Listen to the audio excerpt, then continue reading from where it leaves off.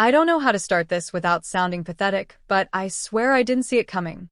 It wasn't one of those signs you choose to ignore, like when someone tells you something smells off and you pretend it's nothing. No, this was a bomb. One that dropped right on the day that was supposed to be the happiest of my life. My name is Ethan, I'm 33 years old, and up until a few months ago, I thought I was a lucky guy. Not the kind with a Ferrari and a toothpaste commercial smile, but someone who, after several blows, had finally found the perfect woman. Rachel. Or so I thought. Rachel came into my life like a miracle. I had just come out of a long and devastating relationship with someone who shredded my self-esteem. She left me for someone more ambitious, which was basically a fancy way of saying richer. After that, I became a bit of a hermit. I stopped going out, threw myself into work, into video games, into science podcasts no one else wanted to hear.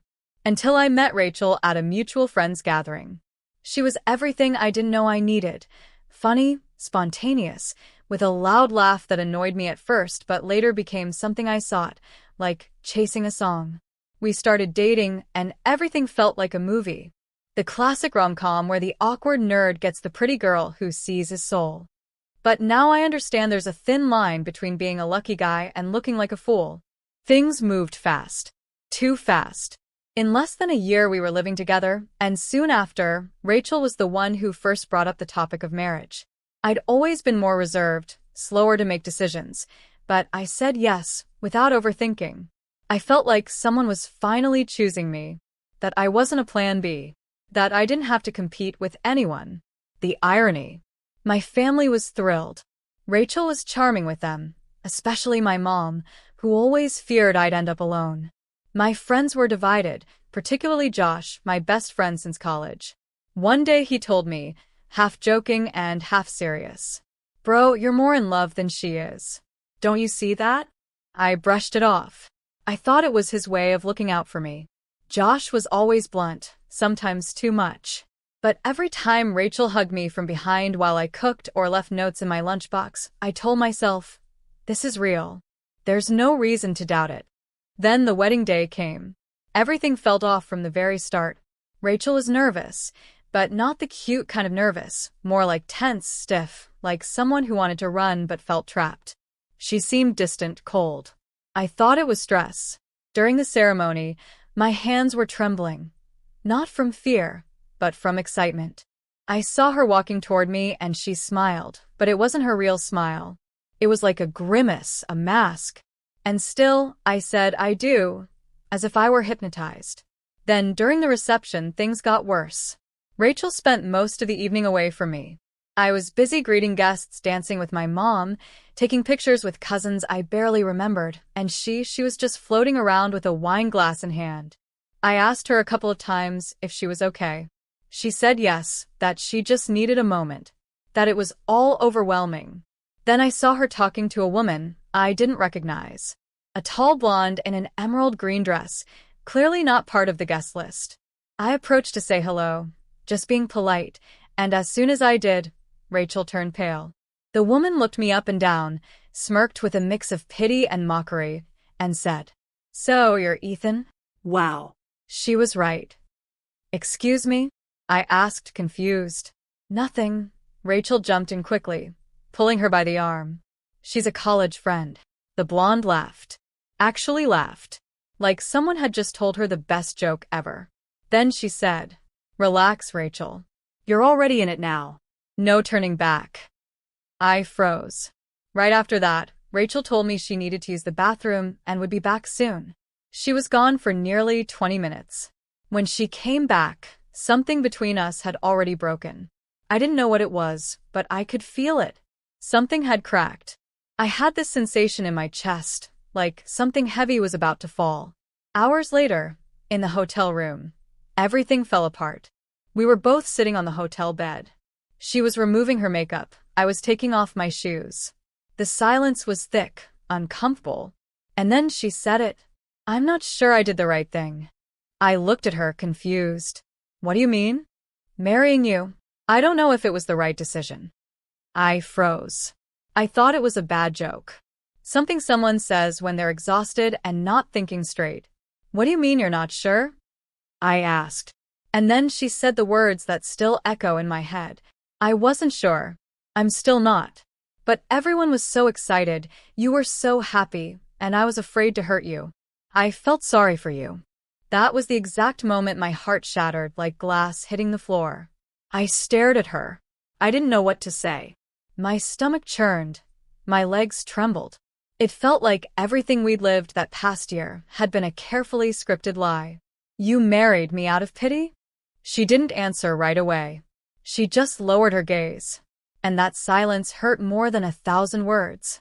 I wish I had reacted with dignity, you know? That I had stood up, grabbed my bag, and said something powerful like, keep your pity. But I didn't. I just sat there, staring into nothingness, trying to process how I had gone from marrying the love of my life to becoming her charity case. I didn't say it to hurt you, she added, like that could fix anything. I just felt like you deserved to know. I couldn't keep pretending. Pretending what? The kiss at the altar? The vows? Everything? Not everything was fake. I care about you, Ethan. I really do. But you don't love me? That silence. That cursed 5-second silence that confirmed everything she didn't have the courage to say. She didn't have to answer. I felt it in my bones. I was in love. She wasn't. You're an amazing man, she tried to explain. Sweet, stable, dependable. You make me feel safe. But I don't know if that's enough. I'm not where you are emotionally.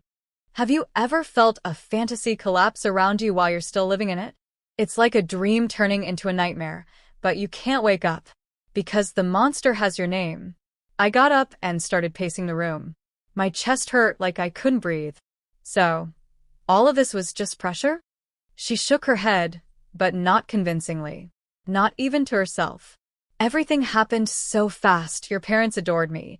You were so happy. And I thought that maybe with time, if I really tried, I could feel the same way.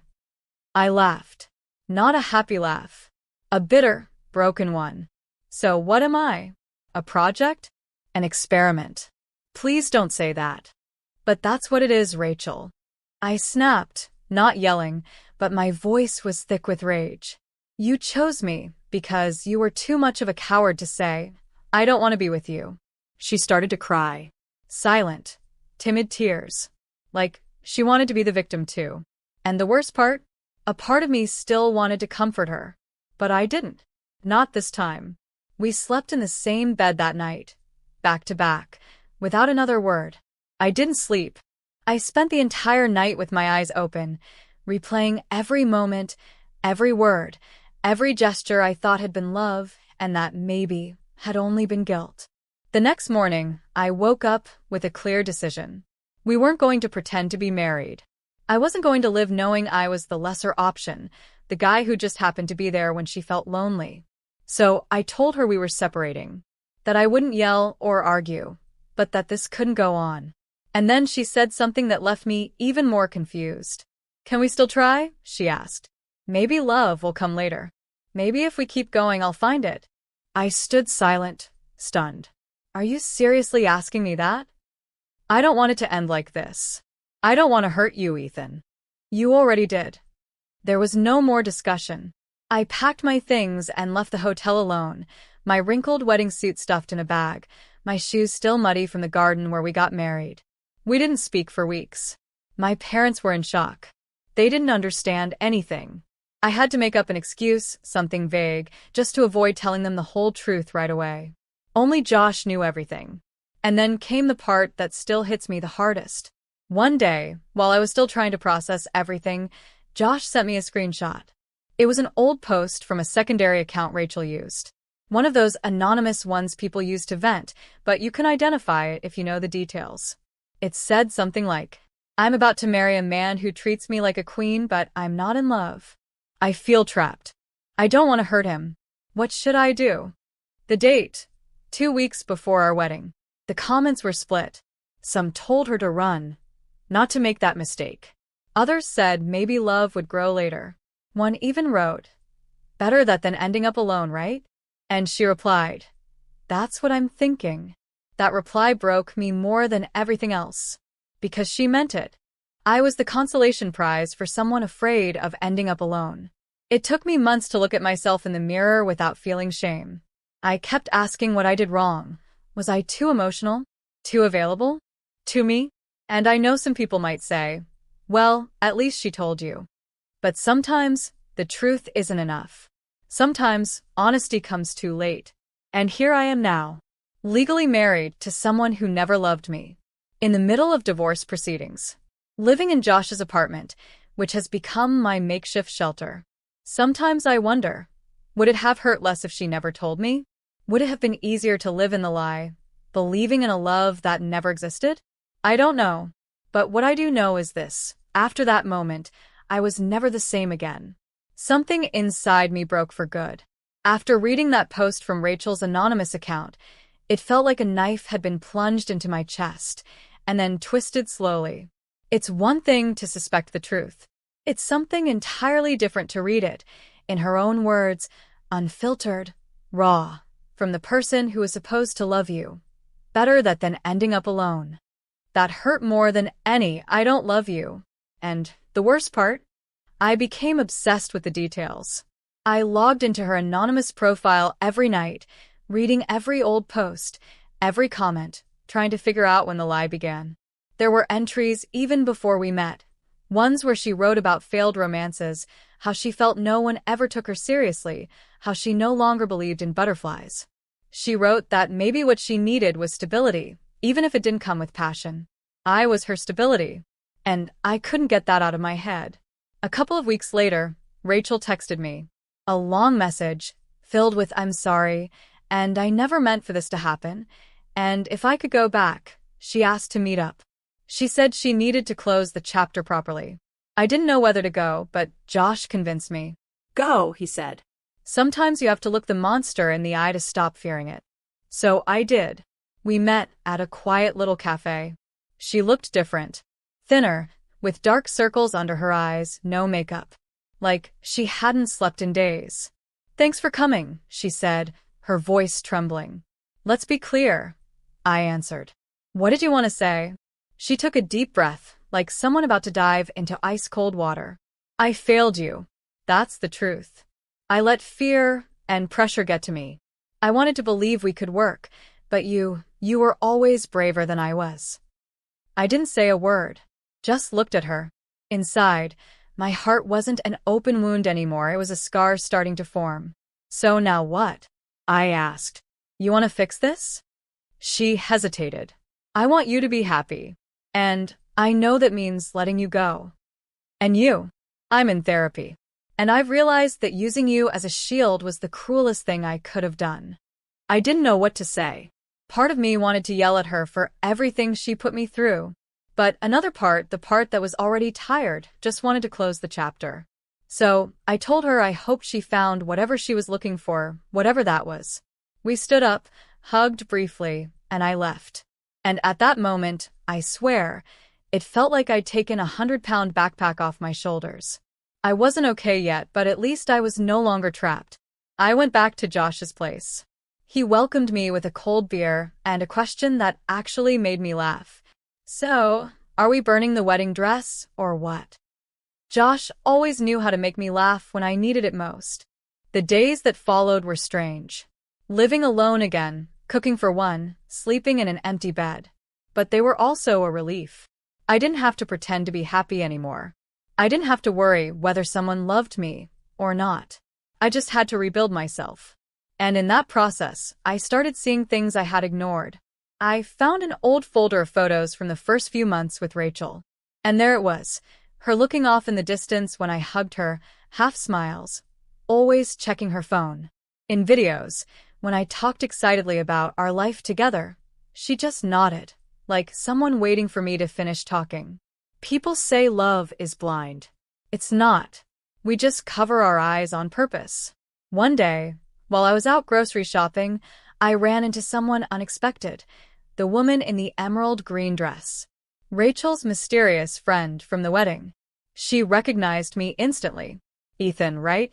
I nodded, tense. "I'm sorry about the wedding," she said. I was out of line. I shouldn't have interfered. It made me angry to see her go through with it. You knew everything? Yes. She told me everything beforehand. That she wasn't in love. That she couldn't stop it. I begged her not to go through with it. But Rachel's stubborn. And you were such a good person. It hurt to watch you there, believing it was all real. I didn't know what to say. She thanked me for listening and left with a handshake that, in some way, felt like closure. It wasn't just my version anymore. I had confirmation that it had all been a performance and I was the only one who didn't know the script. That night, sitting on the couch, I mentally replayed everything again. And I asked myself a question that's still hard to answer. Why did I stay so long with someone who never gave me clear signs of love? Why did I accept crumbs? The answer is simple, even if it hurts. Because I was afraid of being alone. Because I thought that was the best I could get. And that was my biggest mistake. After that meeting with the mystery friend, I finally understood that everything, absolutely everything, had been a half-told story. I thought I had the lead role, but in reality, I was a supporting character in a narrative Rachel had built out of fear, loneliness, and convenience. That night, for the first time in a long time, I didn't cry. I didn't get angry. I just sat in silence, staring at the walls of Josh's apartment, where I had started leaving my clothes in drawers, my books on his shelves, my toothbrush next to his. I was living like a long-term guest in someone else's life. And that's when I got an idea.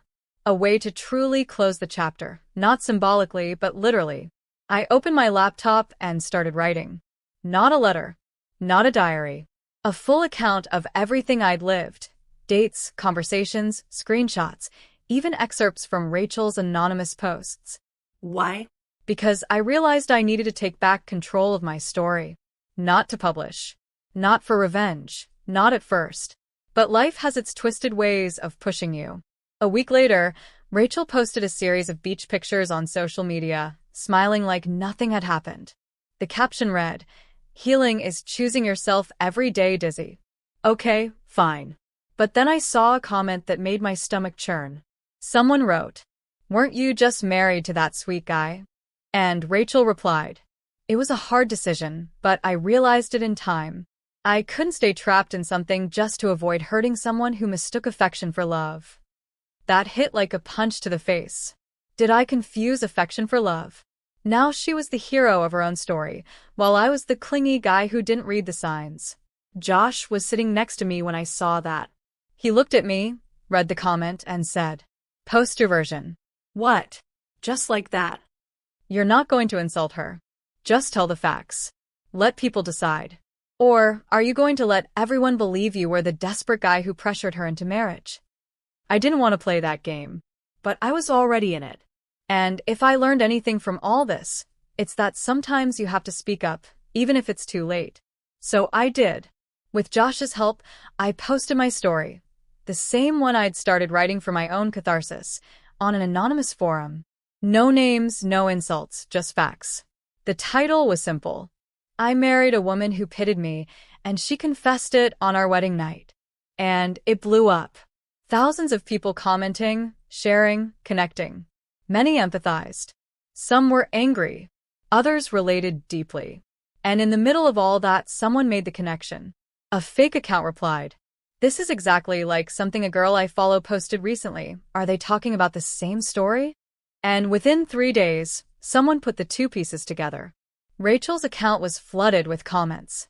People asking if it was true, if she had played with someone's heart out of pity. At first, she tried to deny it, said it was a manipulated story. But someone shared screenshots from her anonymous profile, the same ones I never posted but others had found on their own, and she couldn't deny it anymore. She messaged me that night. "Was it you? Did you really do this to me?"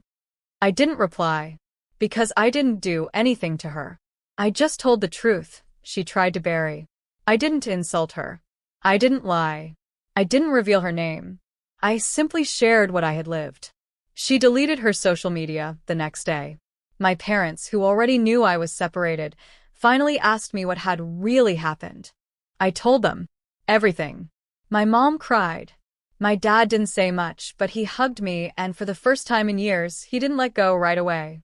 And in that clumsy gesture from a father who didn't know how to comfort, I felt something start to heal. I went back to therapy. I began to rebuild my life from the ground up. I moved into a small apartment near my job, away from the noise and memories. Josh remained by my side, like a brother. We even started planning trips together like in college. One night, while we were drinking beers on the balcony, he asked, "Do you regret publishing your story?" I thought for a moment and said, "I regret staying quiet for so long, thinking that if I was kind enough, patient enough, good enough, she'd eventually love me." He said nothing, raised his bottle, and we toasted without saying another word. But what I never imagined was that sharing that post would bring something else. A message. Weeks later. From a woman I didn't know. "I read your story. It moved me deeply. I went through something similar. Thank you for sharing it. You helped me more than you know." Her name was Claire. And without realizing it, she was about to become the next unexpected twist in my story. Claire's message wasn't like the hundreds I had received. It wasn't just another comment. There was something different about it. Maybe it was how it was written, warm, direct, empathetic. No pity. No curiosity. Just human. I know it might seem strange to write this, but I felt I had to. I saw myself in so many parts of your story. It helped me stop blaming myself for what I went through. I replied, cautiously at first. I didn't know who she was or what she wanted. But her tone never changed. She didn't ask for drama. She didn't ask if the fake wife wanted me back. Nothing like that. We just talked. About books. Movies. What it's like to learn to be alone again. About how hard it is to look at yourself in the mirror and not judge yourself for falling for the wrong person. Claire lived in another city, about 5 hours away. She worked as a freelance editor and had recently gotten out of a toxic relationship.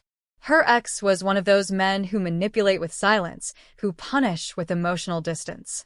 She told me, without self-pity, with a clarity that disarmed me. We started talking every day, first through messages, then calls, and eventually video calls that lasted until 3 a.m. With her, I didn't have to pretend I was already okay. I could tell her I still felt broken, that it still hurt, that sometimes I wondered if what happened had changed me for the worse. And she didn't try to fix me.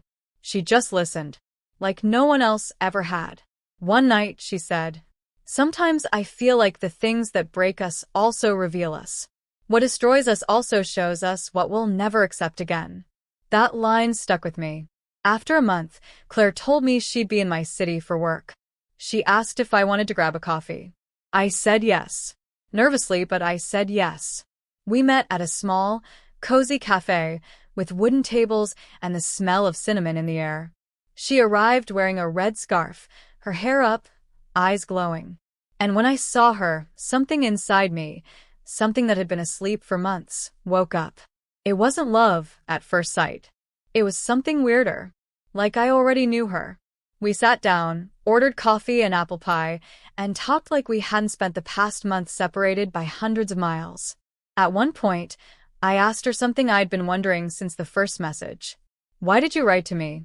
Was it really just empathy?" She smiled. "Not just that. I wanted to tell you what no one ever told me. That you're not a fool for loving someone. That you're not broken. That you survived someone who didn't know how to value you, and that doesn't make you less." I was speechless. We saw each other the next 3 days. Nothing physical happened. Just long walks, honest conversations, and comfortable silences. And when she left, she gave me a hug I still remember as one of the most sincere I've ever received. Weeks passed. We kept talking. We started making plans to visit each other, to take things slow. No big promises. Just the intention of not repeating old mistakes. Then, out of nowhere, I got a message from Rachel. "I saw your story everywhere. It broke me. Not because it wasn't true, but because it showed me you loved me in a way I never knew how to love back. I'm sorry I didn't rise to that. I hope you find happiness." I didn't reply. Not out of hatred. Not out of pride. But because I didn't need to anymore. What had once left me breathless with pain no longer paralyzed me. Because for the first time in a long while, I had something real, even if it was still fragile, new, uncertain. The truth is, when you go through something this devastating, you start to believe you're broken forever. That no one will want to come close to your pieces.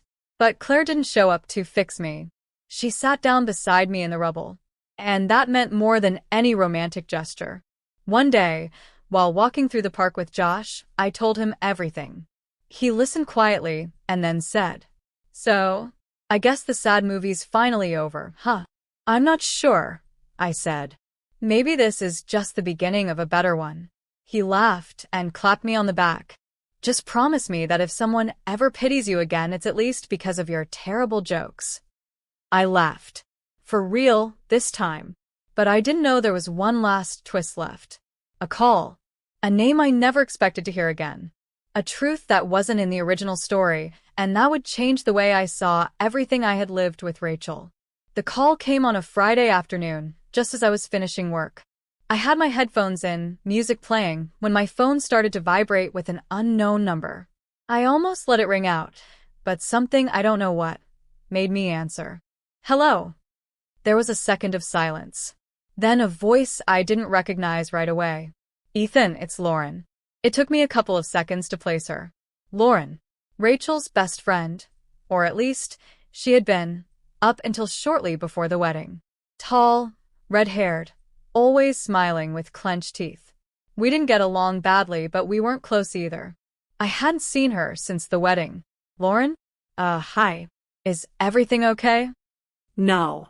"That's why I'm calling," she said, direct. "I know this is probably out of line, but there's something I need to tell you. Something I should have told you a long time ago." I went quiet. I didn't know what to expect. I thought there were no surprises left. "I'm listening," I said, leaning against the window frame. She took a deep breath. "Rachel didn't pity you. Or, at least, not the way you think. That whole speech she gave you on your wedding night, it wasn't because she didn't love you. It was because someone scared her." "What are you talking about?"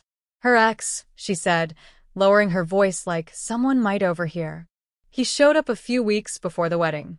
Texted her. Asked to meet. Did the whole 'I realized too late, you're the one' thing. And Rachel, she was more vulnerable than she seemed. She went. They argued, cried, kissed. And afterward, she felt like garbage. She didn't tell you because she didn't want to ruin everything. But on the wedding day, she was convinced you deserved someone who had never hesitated." I felt my whole body tense.